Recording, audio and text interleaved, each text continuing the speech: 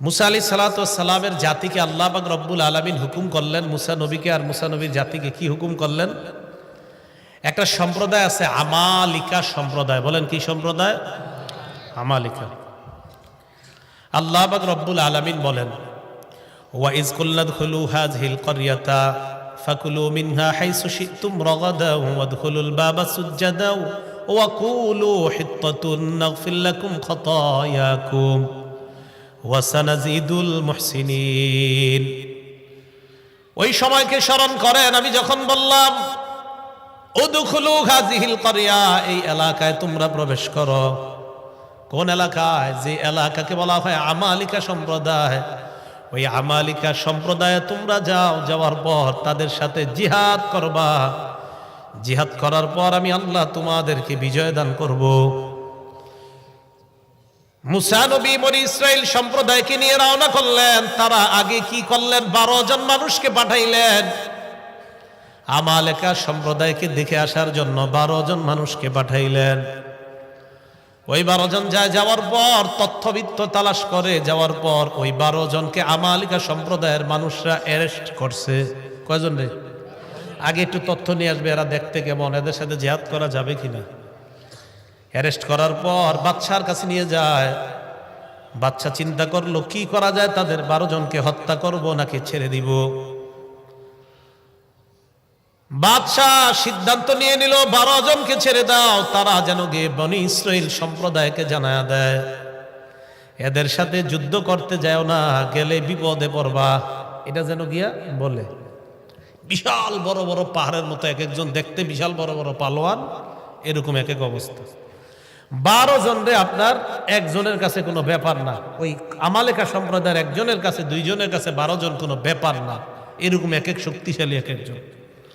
12 জন এলাকায়। এই 12 জনের মধ্যে একজনের নাম ছিল ইউশা। কি ছিল? উনি আর আরেকজন, এই 2 জন ছাড়া বাকি রইল আরো 10 জন। এলাকায় আসার পর ওই 2 জন সবার সাথে পরামর্শ করলো। মোট 12 জনে বললো, এই দেখো আমরা গিয়ে বলবো না বনি ইসরায়েলকে যে এরকম এরকম শক্তিশালী লোক, গেলেই বিপদে পড়বা। বললে এরা আর জেহাদে আসবে না। তো 12 জন আসার পর 2 জন চুপ রইল। বাকি 10 জন গিয়ে কি করলো? এরা আস্তে আস্তে জনগণে বইলা দিছে, এই শোনো ঘটনা খারাপ, ভুলে ওই দিকে যাও না, যাইবা বিপদে পড়বা। বনি ইসরাইল সম্প্রদায় মুসা নবীকে বললেন, মুসা ইযহাব আনতা ওয়া রাব্বুকা ফাকাতিলা ইন্না হাকুনা কাঈদুন। মুসা তুমি আর তোমার রব যাও, জিহাদ করো, আমরা যাব না, আমরা এখানেই বসে থাকবো। তুমি আর তোমার রব গিয়ে জিহাদ করো। নাউজুবিল্লাহ। তুমি আর তোমার রব গিয়ে জিহাদ করো, এই কথা বলছ। কত বড় ভয়ঙ্কর কথা। তুমি আর তোমার রব গিয়ে জিহাদ করো। এবার দেখেন, মুসা নবীর সম্প্রদায় মুসা নবীকে বললেন, তুমি আর তোমার রব গিয়ে জিহাদ করো। আমাদের নবী বদর যুদ্ধে যখন রওনা করলেন, যুদ্ধে রওনা করার সময় নবীজি সাল্লাল্লাহু আলাইহি ওয়াসাল্লাম একের পর এক ভাষণ দিতেছিলেন। মুহাজির সাহাবী যারা একের পর এক দাঁড়িয়ে বলি, ইয়া রাসূলুল্লাহ কোনো সমস্যা নাই, চলেন। বারবার আল্লাহ রসুল কয়, মানে নবীজি একের পর এক ভাষণ বাড়াইতেছিলেন। নবীর টার্গেট হলো আনসারি সাহাবীদের মধ্যে কেউ দাঁড়ায় না কেন, আনসারি সাহাবাদের মধ্যে কেউ দাঁড়ায় না কেন, এটা ছিল নবীজির টার্গেট। শুধু মুহাজির যারা, এদের মধ্য থেকে এক একজন ভাষণ দিতেছে। তো নবীজি বারবার ভাষণ বাড়ায় কেন? যে আনসারদের মধ্যে কেউ কিছু দাঁড়ায় বলুক, এটা হলো নবীজির টার্গেট। হঠাৎ আনসারদের মধ্যে এক সাহাবী দাঁড়িয়ে যায়, দাঁড়ানোর পর বললেন, ইয়া রাসূলুল্লাহ চিন্তার কোনো কারণ নাই, বদর প্রান্তরে আপনি রওনা করেন। মুসা নবীর জাতি মুসা নবীকে যেমন বলছে, আপনি আর আপনার রব গিয়ে লড়াই করেন, আমরা এখানে বসে থাকবো। ইয়া রাসূলুল্লাহ আমাদের কথা আপনি শুনেন, আমরা আপনাকে এমন কথা বলবো না যে আপনি আর আপনার রব গিয়ে লড়াই করেন, এমন কথা বলবো না। আমরা আপনার ডানে বামে সামনে পিছনে থাকবো। ইন্না মাআকুমা মুকাতিলুন। ইয়া রাসূলুল্লাহ আপনি লড়াইয়ে নেমে যান, বদর প্রান্তরে রওনা করেন, আমরা আপনার সামনে পিছনে ডানে বামে থেকে আপনার সাথে সরাসরি লড়াই অংশগ্রহণ করব। আমরা লড়াইয়ের ময়দান থেকে ভাগবো না, বনি ইসরাইলের মতো বলবো না তুমি আর তোমার রব যাও। তো বনী ইসরাইলকে যে এলাকার মধ্যে ঢুকতে বলছে আর কি আল্লাহ তাআলা, এক পর্যায়ে তারা এলাকায় ঢুকবে। ঢুকার সময় আল্লাহ বলে দিলেন, তোমরা ওই এলাকায় যাও, যাওয়ার পর ফাকুলু মিনহা হাইসু শি'তুম রাগাদা, প্রচুর পরিমাণে তোমরা খাও,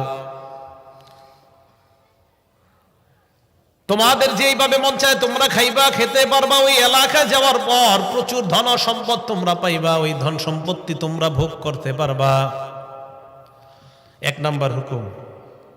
2 নাম্বার, ওয়াদখুলুল বাবা সুজ্জাদা, ওই এলাকায় ঢুকার সময় সিজদা অবস্থায় ঢুকবা।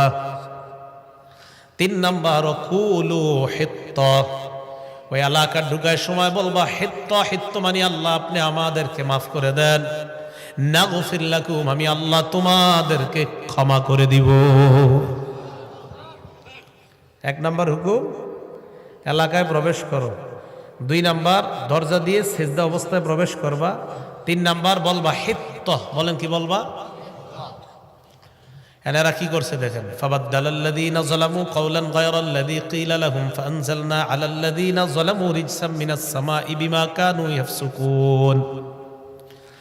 ফাবাদদালাল্লাযীনা যালামু কাওলান গায়রাল্লাযী ক্বিলা লাহুম, তারা ঢুকার সময় আল্লাহ যা বলছে তা তারা পরিবর্তন করে, আল্লাহর উল্টাটা তারা কয়। 1 নাম্বার আল্লাহ বলছে সিজদা অবস্থায় প্রবেশ করো, এরা যাওয়ার সময় সিজদা তো দেয় না, মাথা ঝুঁকায় না, বরং এই নিতম্বটা মাটির সাথে হেসরায় হেসরায় প্রবেশ করতেছে। মানে আল্লাহ বলছে এমনি, এরা এমনি ঢুকতেছে।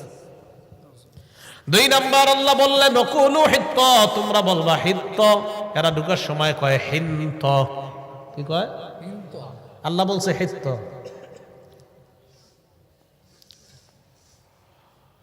আল্লাহ বলছে হিত্ত, এরা বলছে হিন্ত। কি বলছে? হিন্ত। ইউটিউবাররা আবার মাহফিলে আওয়াজ শুরু করছেন আবার, না? হিত্ত আর হলো হিন্ত। আল্লাহ বলছে হিত্ত বলো, তারা ঢুকার সময় কয় হিন্ত। হিত্ত মানে মাফ করার, হিন্ত মানে গমের দানা। হিন্ত মানে, হিত্ত মানে ক্ষমা করেন, আর হিন্ত মানে গমের দানা। আল্লাহ কয় ঢুকার সময় বলবা হিত্ত, আমাদেরকে ক্ষমা করে দেন। এরা ঢুকার সময় কয় হিন্ত, গমের দানা, গমের দানা।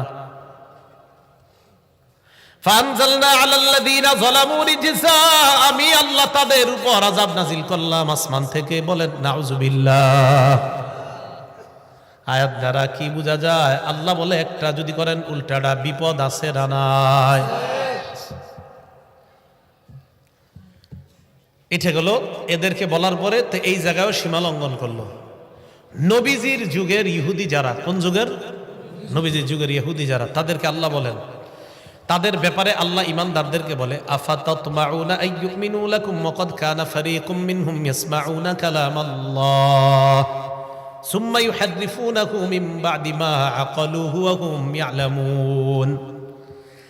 ইমানদারদেরকে ডাক দিয়ে আল্লাহ বলে, ইমানদার তোমরা কি মনে করো তোমাদের কথা ইহুদিরা বিশ্বাস করবে? মনটা কি তোমরা মনে করো?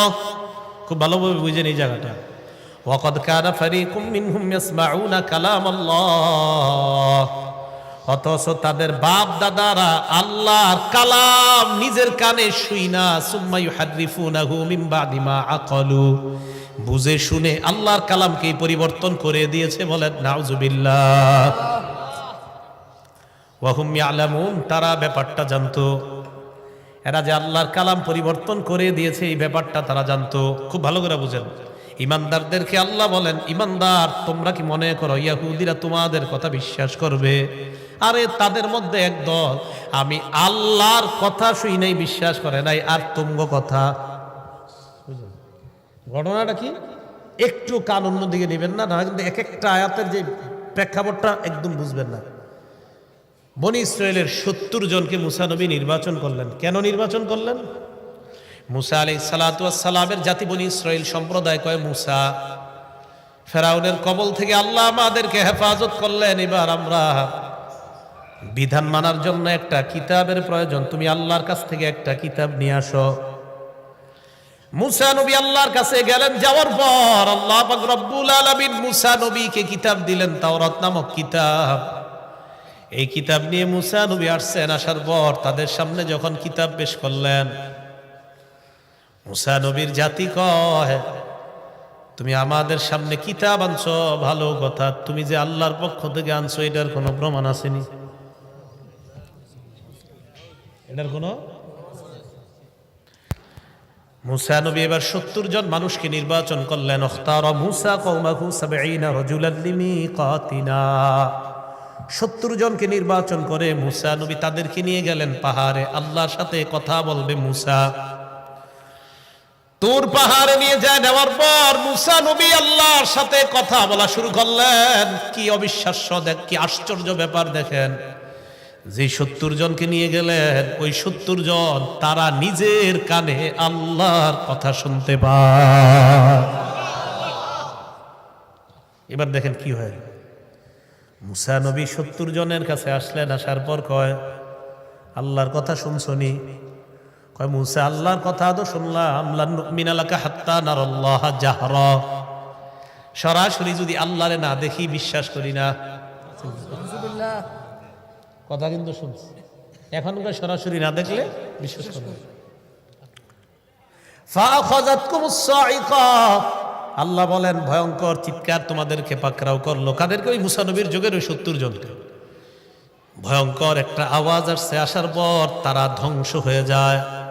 তো একটু বুঝেন, আল্লাহর কালাম শুনছে, শোনার পর কয় আল্লাহরে না দেখে বিশ্বাস করি না। এবার যখন এই 70 জনের উপর গজব আসছে, তারা যখন মারা যায়, মুসা নবী চিন্তায় পড়ে গেলেন আর বললেন, আল্লাহ, বনি ইসরাইল সম্প্রদায়, এদের কাছে যখন আমি যাওয়ার পর যদি এরা দেখে 70 জন নাই, এরা বলবে আমি এদেরকে কৌশলে ফুসলিয়ে টুসলিয়ে কোথাও নিয়ে মারছি। আমি দেখছেন নি মুসা নবীর কি টেনশন এদের জন্য। আল্লাহ এরা বলবে তুমি মনে হয় করে মেরে ফেলছো। আল্লাহ পাক রব্বুল আলামিন বলেন, সুম্মা বাসনাকুম মিন বাদি মাউতিকুম, এই তোমরে মরণের পর আমি আল্লাহ আবার জিন্দা করলাম। ওইটা মেরে লেছে না, আবার জিন্দা করে দিয়েছে। সুবহানাল্লাহ। কেন? ওই যে মুসা নবী বলছে, আল্লাহ আমি যদি গিয়ে বলি 70 জন মারা গেছে, এরা বললো তুমি মারছো। মুসা নবীর এই কথা শুনে আল্লাহ কি করলেন? সুম্মা বাসনাকুম মিন বাদি মাউতিকুম, মরণের পর আমি আল্লাহ আবার জিন্দা করলাম। তাহলে এখান থেকে একটা শিক্ষা, যে আল্লাহ দুনিয়াতেই মৃত্যু দিয়ে আবার জিন্দা করে দেখাইতে পারেন, এই আল্লাহর কাছে আখেরাতে আমাদেরকে জীবিত করা কোনো ব্যাপার না। আচ্ছা, এবার বুঝে আসছে যে এই 70 জন যে কথা শুনছে। এখন দেখেন কি হচ্ছে। মুসা নবী তাদেরকে বললেন, তোমরা এলাকায় যাইবা, দেখেন কি কয়, যাওয়ার পর বলবা আল্লাহ এই এই হুকুমগুলা করছে আর এই এই নিষেধগুলা করছে। দেখেন, আল্লাহ তোমাদেরকে এই হুকুম করছে আর এই এই নিষেধ করছে, এইগুলা গিয়ে তোমরা বলবা। তো কি হয়েছে দেখেন, যখন জাতির কাছে যায়, যাওয়ার পর কয় হুকুমগুলা আর নিষেধগুলারে কয় আল্লাহ এই এই নিষেধ তোমাদেরকে করছে আর এই এই হুকুম করছে, মানে আল্লাহর হুকুমগুলারে কয় নিষেধ, নিষেধগুলারে কয় আদেশ। এই যে আল্লাহ বলেন, ওয়াকাদ কানা ফারীকুম মিনহুম ইয়াসমাউনা কালাম আল্লাহ, ইহুদিরা তোমাদের কথা বিশ্বাস করবে না, তাদের একদল আমি আল্লাহর কথা শুনছে, শোনার পর সুম্মা ইউহাররিফুনা, আমি আল্লাহর কথাই পরিবর্তন করে দিছি। আমি বললাম আদেশ, এরা গিয়া কয় নিষেধ, আমি বললাম নিষেধটা, এরা গিয়া কয় এটাই আদেশ। পরিবর্তন। তো এই কথাগুলা এগুলা গিয়ে কয়। দেখেন এবার কি কয়, ওয়াইযা লাকুল্লাযীনা আমানু ক্বালু আমান্না, নবীর যুগের ইহুদি যারা, তারা যখন ইমানদারদের সাথে সাক্ষাৎ করে, ক্বালু আমান্না, তারা বলে আমরা ঈমান আনলাম। তবে ব্যাখ্যা সাপেক্ষে এই ঈমান আনা মানে এরা কি বুঝায়, মুহাম্মদ সাল্লাল্লাহু আলাইহি সাল্লাম যে শেষ নবী এটা মানি, তবে তিনি তোমাদের নবী, আমাদের না। আমান্না, তবে তোমাদের নবী, আমাদের না।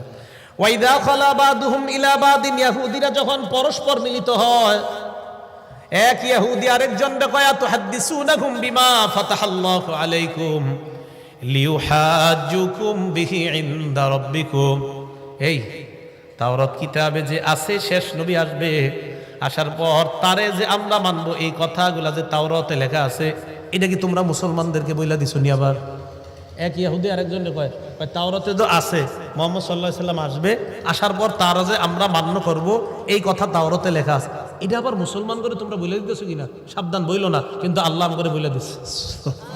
আরে আল্লাহ না বললে জানলাম কিন্তু এই কথা, এই যে আল্লাহ বলে দিচ্ছেন। এরা এক ইহুদি আর একজনরে কয় আতুহাদ্দিসুনাহুম বিমা ফাতাহাল্লাহু আলাইকুম, আল্লাহ তাওরাতের মধ্যে যা তোমাদের কাছে প্রকাশ করে দিয়েছেন এটা কি আবার মুসলমানদেরকে বলে দাও কিনা। তা আল্লাহ আমাদেরকে এগুলা বলে দিছে। ইহুদি একজন আরেকজনরে কয় সাবধান, তাওরাতে যে লেখা আছে মুহাম্মদ সাল্লাল্লাহু আলাইহি সাল্লাম নামে একজন নবী আসবে আর আমরা যে তার অনুসরণ করব, এটা মুসলমান করে বইল না। যদি বলো মুসলমানরা কিয়ামতের ময়দানে আল্লাহর কাছে আমাদের কিতাব থেকেই প্রমাণ দিয়ে বলবে আল্লাহ এদের কিতাবে লেখা থাকার পরেও এরা কেন মুহাম্মদ সাল্লাল্লাহু আলাইহি সাল্লামকে মানে নাই, তাই সাবধান মুসলমান করে এটি বলতে যাও না। আল্লাহ কয় তোমরা না বললে কি হবে, আমি আল্লাহ কোরআনের মাধ্যমে সারা দুনিয়ার মুসলমানদেরকে জানাই দিলাম। এখন এই যে আপনাদের বিভিন্ন আয়াতের প্রেক্ষাপটগুলো বললাম, কি বোঝা গেল? এদেরকে যা বলে উল্টা। মুসা আলাইহিস সালাতু ওয়াস সালাম বললেন চলো লড়াই করি, কয় তুমি আর তোমার রব যাও। বললেন গাবি জবাই করো, কয় গাবিটা দেখতে কেমন? মুসা আলাইহিস সালাতু ওয়াস সালাম এদেরকে বললেন তোমরা আল্লাহর কথা শোনো নাই, কয় শুনছি, না দেখলে বিশ্বাস করি না। আবার আল্লাহ একদলকে বললেন আমি যা বললাম, মুসা নবী বলছে আল্লাহ যা যা হুকুম করছে এলাকায় গিয়ে বলবা এগুলো আল্লাহর আদেশ, এগুলো আল্লাহ নিষেধ। গিয়ে বলল আদেশগুলা নিষেধ, নিষেধগুলারে বলল আদেশ, পুরা পরিবর্তন করে দিল।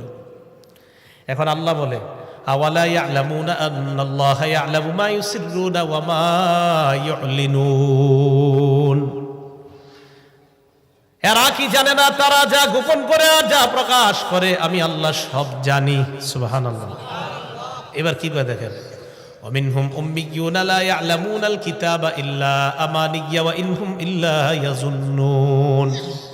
ইহুদিদের মাঝে একদল আছে যারা মূর্খ, তারা কি এরা কিতাবের কিছুই জানে না, ইল্লা আমানিয়া কিছু আশা ছাড়া। কি জানে? খালি কিছু আশা, কিছু আশার বাণী এরা জানে, এছাড়া আর কিছু জানে না। ফাওয়াইলুল লিল্লাযীনা ইয়াকতুবুনাল কিতাবা বিআইদিহিম, নিজেদের হাতে যারা কিতাব লেখে, লেখার পর বলে হাযা মিন ইনদিল্লাহ, নিজেদের হাতে কিছু কিতাব লেখে আর বিভিন্ন বিষয় লেখা হয় এটা আল্লাহর পক্ষ থেকে। লিয়াশতারু বিহি সামানান কলিলা, যেন এই লেখা দিয়ে কিছু টাকা কামাই করা যায়। জনগণরা আইসা কয় এটা আল্লাহর হুকুম, আল্লাহর আদেশ, আল্লাহর নিষেধ। ভালো করে মনে রাখবেন, আমি আপনি এই যে এই জায়গার মধ্যে বসলাম, আমাদের অনেকেই মাইকের সামনে বসে এটাও বলতে পারে এটা আল্লাহর কথা, এটা নবীর কথা। কিন্তু যদি আল্লাহ না বলে থাকে আর নবী না বলে থাকে, আপনি মিথ্যা কথা বললেন। কি বললেন? মিথ্যা কথা বললেন। এবার ইহুদিরা সর্বশেষ কি কয় দেখেন, নবীজির যুগের মুমিনদেরকে ওয়াকালু লান তামাসসানান নারু ইল্লা আইয়ামাম মাদুদা। ইহুদিরা কয় মুমিন তোমরা যে বলো মুহাম্মদ সাল্লাল্লাহু আলাইহি সাল্লামকে না মানলে যে জাহান্নামে যেতে হবে, হ্যাঁ আমরা জাহান্নামে যাব, তবে কিছুদিন থাকবো। কয়দিন? গনে গনে কয়েকদিন জাহান্নামে থাকবো, বাস, এর চেয়ে বেশি থাকা লাগবে না। আইয়ামাম মাদুদার এক নাম্বার ব্যাখ্যা হলো তারা ইহুদিদের ব্যাখ্যা। আব্দুল্লাহ ইবনে আব্বাস কয় ইহুদিদের ব্যাখ্যা হলো তারা মনে করে তারা জাহান্নামে থাকবে 7 দিন। কয়দিন? ইহুদিদের বক্তব্য হলো দুনিয়ার বয়স হবে 7000 বছর, প্রতি 1000 একদিন তারা জাহান্নামে জ্বলবে। 7000 বছরের মোকাবেলায় তারা 7 দিন জাহান্নামে জ্বলবে।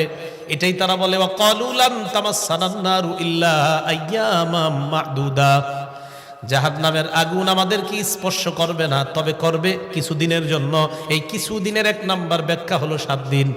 এটা তাদের বক্তব্য। 2, ইহুদিদের বক্তব্য হলো কিছুদিন জাহান্নামে থাকবো মানে হলো 40 দিন। কয়দিন?